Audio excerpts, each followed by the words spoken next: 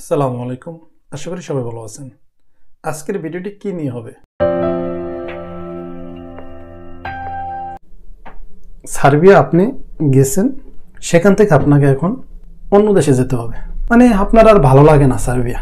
বাংলাদেশ থেকে তো পাগল হয়ে গেছেন যে আমি সার্বিয়া কিভাবে যাব, সার্বিয়া যেতে পারলে ওখানেই থাকবো, ওখানেই সব কিছু করবো।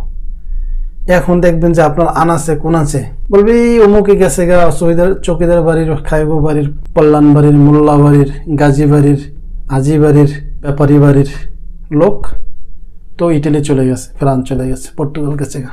এই সমস্ত দেশের কথা খালি লোভ দেখাবে। কারণ এখন তো মনে করেন যে কেউ দালালি করে।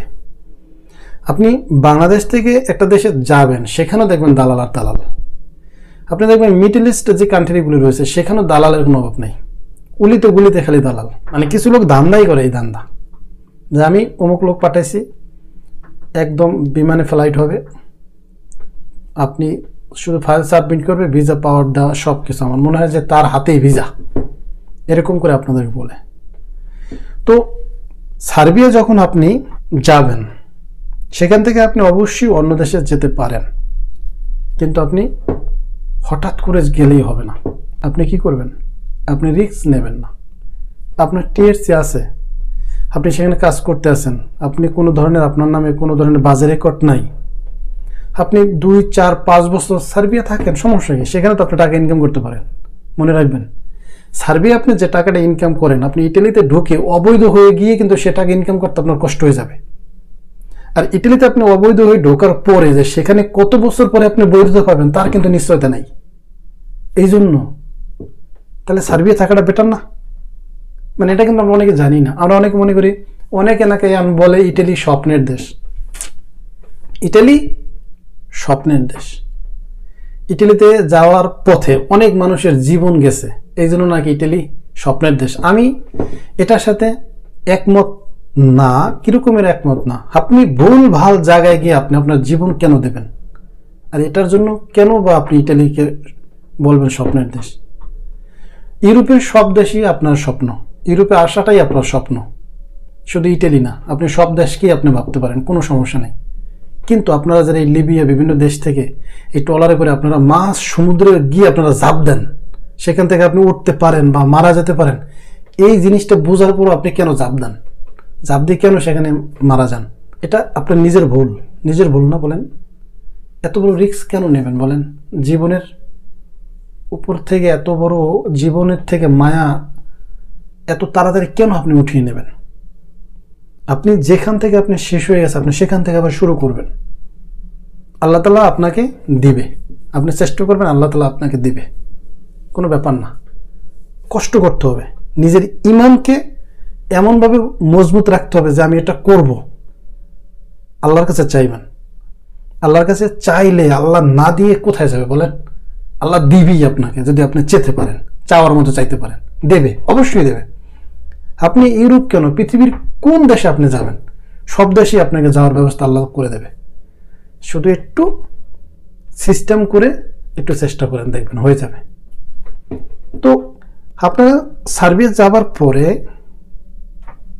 অন্য দেশে তখনই আপনি মুভ করবেন যখন আপনার সব কাগজপত্র সব কিছু ঠিক হয়ে গেছে। একটা সময় আপনি যখন সার্বিয়া যে কোম্পানিতে কাজ করবেন সেখান থেকে টিএসসি আপনি যদি পেয়ে যান, নর্মাল তো আপনি টিএসসি 1 বছর 2 বছরের পাবেন, ওখানে আপনি মানে কেন 10 বছর বা 8 বছর, তখন আপনার একটা অন্যরকম একটা গ্রেট না? আপনার অনেক প্রশংসা না? আপনার মানে কার্ডটা কেউ দেখলে আপনার নাম আর জন্ম তারিখ দিয়ে মনে করেন কম্পিউটারে টিপ দেবে, পুলিশরা দেখবে যে আপনি এবার এত বছর পর্যন্ত এখানে আছেন, আপনি এই তারিখে এন্ট্রি করছেন, আপনার রেকর্ড সব ভালো। তখন আপনি বিভিন্ন হলিডেতে আপনি বিভিন্ন দেশে যেতে পারেন। যাবার পরে আপনার এই কার্ড দিয়ে আপনি অন্য দেশে যদি ট্রাই করেন তাহলে আপনার সমস্যা হতে পারে। কারণ আপনারা দেখবেন যে এখন এই সার্বিয়া যে ভিসা দিতেছে এটা কিন্তু হঠাৎ করে বন্ধ হয়ে যাবে। কারণ কিছু লোকের কারণে, আমাদের বাংলাদেশি কিছু লোকের কারণে। কারণ তারা এই টিএসসি বা সার্বিয়া ঢোকার পরেই সব কাগজপাতি, ডকুমেন্ট, পাসপোর্ট যা আছে সব চিড়ে টিড়ে ফেলে দিয়ে তারপর দালালের মাধ্যমে অন্য দেশে যায়। অন্য দেশে যাওয়ার পরে কি করে? যেতে পারলে ভালো, আর ধরা খেলে ওই আবার ওখানেই আবার রাজনৈতিক আশ্রয় নিয়ে ওখানেই জেলে পড়ে থাকে। কারণ ওই কাগজপাতি যেমনি জায়গায় সব কিছু তো ফেলাই দেয়, তারপর তো বলে না যে আমার কাছে কিছুই নেই, আমি কেমন আছি আমি জানি না, সব কিছু ওলট পলট করে ফেলে। হ্যাঁ, যদি আপনি আপনার টিএসসি এবং আপনার বৈধতা কাগজ নিয়ে যদি আপনি অবৈধ পথে যদি আপনি ঢুকতে যান, তাহলে আর সেক্ষেত্রে যদি আপনি ধরা পড়েন, তাহলে কিন্তু আপনার মাস্ট বি আপনাকে বাংলাদেশে ফেরত আসতে হবে, তাহলে কিন্তু আপনার খবর আছে। যদি আপনার পাসপোর্ট না থাকে, আপনার কাগজপাতি না থাকে, কোনো ডকুমেন্ট আপনার সাথে না পায়, তাহলে তারা বুঝতেই পারবে না যে আপনি কে। আপনি অজ্ঞান হয়ে পড়ে আছেন মনে করেন, আপনি ভুং ভাং বলবেন আপনার নাম হয়েছে তারা, জন্ম তারিখ 1980, 85, 90 একটা বলে দেবেন, শেষ 1 আগস্ট। ওতে এবার সার্চ দিয়ে কিছুই পাবে না। কীভাবে আসছো? ইন্ডিয়া আসছি, লিবিয়া আসছি, সেখান থেকে দালাল্লা কেমন কেমন ঢুকেছে, শেষ জাহাজে সাঁতরাইয়া ফালাই দিস, বাইশাইছে। কথা বোঝা গেছে? এইভাবে করে আপনি কিন্তু আবার বাঁচতে পারেন। কিন্তু যারা এই সার্বিয়া থেকে অন্য দেশে যেতে চান বা যাবেন, খুব সাবধান, ধরা খেলে আপনার লাইফ শেষ। আর এটা খুব ভালোভাবে মনে রাখবেন যে ইউরোপের অন্য দেশে আপনি ওখানে যখন 2, 4, 5, 10 বছর থাকবেন, 2, 4, 5 বছর থাকবেন, তখন আপনার কাগজপাতি সব ঠিক হয়ে গেলে তখন আপনি এমনি এমনি আস্তে আস্তে করে আপনি আসতে পারবেন। আপনি একবার ট্রাই করবেন ফ্লাইটে, যে আপনি আপনার কোম্পানি থেকে আপনাকে ছুটি দিল 10 দিন বা 12 দিন বা 1 সপ্তাহ বা 2 সপ্তাহ, বড় একটা হলিডেতে আপনি আসলেন জার্মানিতে, তারা কিন্তু বুঝবে আপনি মনে করেন যে অস্ট্রিয়া অথবা বেলজিয়াম অথবা সুইজারল্যান্ড, নেদারল্যান্ড আপনি ঘুরতে যাবেন, তারাও বুঝবে যে এই সমস্ত দেশে গিয়ে সে অবৈধভাবে থাকতে পারবে না, তাকে আবার রিটার্ন আসতে হবে। তখন তারা কিন্তু আবার ভিসা দিতে পারে আপনাকে। যদি আপনি সেখান থেকে যদি হলিডেতে যেতে পারেন ওই টিএসসি দ্বারা, আলহামদুলিল্লাহ অনেক ভালো। তারপরে আপনি মানে এটা হচ্ছে আপনার রিস্ক ছাড়া। তবে এটা মনে রাখবেন, আপনি এভাবে গেলে কিন্তু আপনাকে ফেরত চলে আসতে হবে। আর এভাবে গিয়ে আপনি সেন্ট্রাল ইউরোপে ঢুকতে পারলে তারপর কিন্তু আপনি ওখান থেকে ইটালি বিভিন্ন দেশে কিন্তু আপনি যেতে পারবেন বন্ধর দিন রাত্র 12টার পরে। আপনি যে কোনো ফ্ল্যাক্সি বাস, যে কোনো ট্রেন টিকিট কেটে কিন্তু আপনি যেতে পারবেন। চেক হবে না, চেক হয় না। সেন্ট্রাল ইউরোপে ঢোকার পরে আপনার চেক হবে না, আপনি এক দেশ থেকে অন্য দেশে যেতে পারবেন, কোনো সমস্যা নেই। কিন্তু আপনি যাবার পরে কিন্তু আপনি অবৈধ, সেখানে আবার আপনাকে নতুন করে রাজনৈতিক আশ্রয় সব কিছু নতুন করে করতে হবে। আবার আপনার সেখানে 2, 4, 5, 10 বছর বা 8 বছর বা 7 বছর থেকে তারপর হয়তো আপনি বৈধতা পেতে পারেন। আর যদি আপনি 2 বছরের মাথায় কেস পেয়ে যান, তাহলে আপনি বাংলাদেশে যেতে পারবেন না, ওই দেশে আপনি বৈধতা পাবেন। রাজনৈতিক আশ্রয় নেন, যে ধরনের আশ্রয় নিতে চান, পলিটিক্যাল যে সমস্যা নিয়ে আপনি মানে আশ্রয় নেবেন। যেমন বিএনপির এখন যে তারেক রহমান, তিনি কিন্তু লন্ডনে আছেন, কিন্তু এই পলিটিক্যাল আশ্রয় নিয়ে কিন্তু সে ওখানে লন্ডনের কাগজ নিয়ে কিন্তু সেখানে সে সারা জীবন বসবাস করতে পারবে। কিন্তু তিনি কিন্তু এমন কেস নিছে, জাস্ট সে একজন সেলিব্রিটি, সে একজন পলিটিক্যাল নেতা, আমরা সবাই তাকে চিনি, এই জন্য তার কথা বললাম আর কি। বিষয়টা হচ্ছে এরকমের যে সে যখন আওয়ামী লীগ ক্ষমতায় থাকবে তখন কিন্তু সে বাংলাদেশে প্রবেশ করতে পারবে না, দেখবেন, কারণ আওয়ামী লীগের সাথে তার সমস্যা হয়েছে। এখন বিএনপি ক্ষমতায় আসলে কিন্তু সে বাংলাদেশে আসতে পারবে। বিষয়টা ঠিক এরকম। আপনারা যে রাজনৈতিক বা পলিটিক্যাল আশ্রয় যে শেল্টারটা নেবেন, নেবার পরে যেই দলকে আপনি ওখানে সিলেক্ট করবেন, ওই দল ক্ষমতা থাকাকালীন আপনি বাংলাদেশে যেতে পারবেন না। ইন্ডিয়া যেতে পারবেন, পাকিস্তান পারবেন, কিন্তু বাংলাদেশে যেতে পারবেন না। যদি এরকমের কেস করার পরে 100-এর ভিতরে 2 জন পায়, 5 জন পায়, এটা নাথিং। তো আপনাকে ওই অবৈধই থাকতে হবে। অবৈধভাবে আপনাকে আবার ওই কত টাকা, ইটালিতে যাবেন 80,000, 90,000, 1 লাখ টাকা আপনাকে ইনকাম করতে হবে, বা 1,20,000 টাকা আপনি ইনকাম করলেন, বা আপনি 1.5 লাখ টাকা ইনকাম করবেন, 50,000 খরচ আছে, 1 লাখ আপনার রয়ে গেল। ওই 2, 4, 5 বছর আপনি যখন সার্বিয়া থাকবেন, সেখানেও আপনি লাখ টাকার উপর ইনকাম করতে পারবেন। নতুন অবস্থায় ভালো টাকা ইনকাম করা যায়, তাহলে আর পুরনো হয়ে গেলে আপনি একটু বেশি ইনকাম করতে পারবেন না, কারণ আপনি তখন বুঝে যাবেন সব কিছু। তো আমরা সার্বিয়া থেকে অন্য দেশে যাওয়ার ক্ষেত্রে এই বিষয়গুলো আমরা অবশ্যই নজরে রাখবো। এটা কিন্তু আপনার সার্বিয়া যাওয়ার পরেই আপনাকে মনে রাখতে হবে। 7 নম্বরে কি হলো, বর্তমানে কত বেতন আর পরে কত। মানে আপনি যখন বাংলাদেশ থেকে ভিসা পাওয়ার পরে কোম্পানি যে কাজের ভিসা পান না কেন, ওই কাজে আপনি সার্বিয়া আসার পরে আপনার বেতন কত হবে।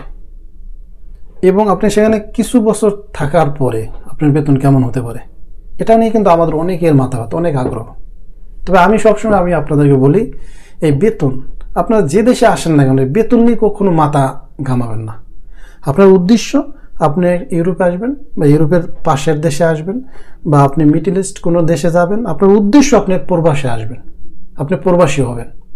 আপনি বাংলাদেশে আপনি কোনো কাজ করতে পারতেছেন না, বাংলাদেশে আপনার কর্মসংস্থান নাই, আপনি অন্য দেশে আসবেন, সেখানে আপনি কাজ করবেন। সবসময় মনে রাখবেন, আপনি যদি কাজ করতে পারেন পৃথিবীর সব দেশে আপনি ফিট। আর যদি আপনি কাজ করতে না পারেন তাহলে আপনি ওই নেপাল গিয়েও কাজ করতে পারতেন না, বাংলাদেশেও পারতেন না। আমরা অনেকে এরকমও ভাবি যে সৌদি, কাতার, দুবাই, কুয়েত, মালয়েশিয়া, সিঙ্গাপুর এবং এই সমস্ত দেশে প্রচুর পরিমাণ পরিশ্রম, এটা আমরা অনেকে ভাবি।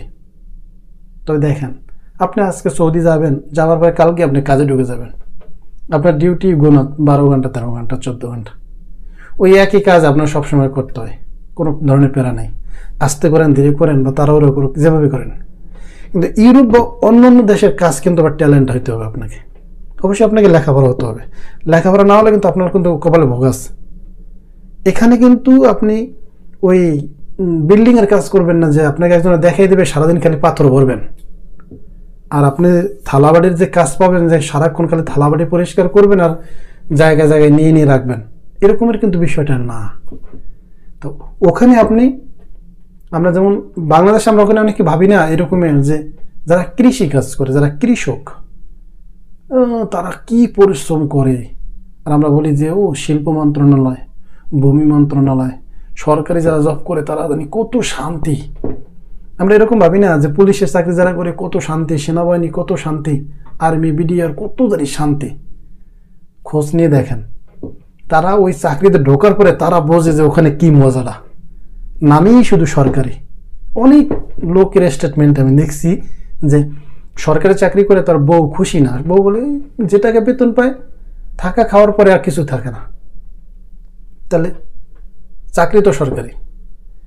আবার অনেকে আমরা ভাবি কি যে ওই কৃষকের চেয়ে মনে হয় সরকারি চাকরি ওই লোকই মানে ভালো, কিন্তু ওখানে ভালো হলে হবে কি, ওখানে আবার মেধার আবার পরিশ্রম আছে, আপনার মেধার উপরে কিন্তু আপনার প্রেশার পড়ে।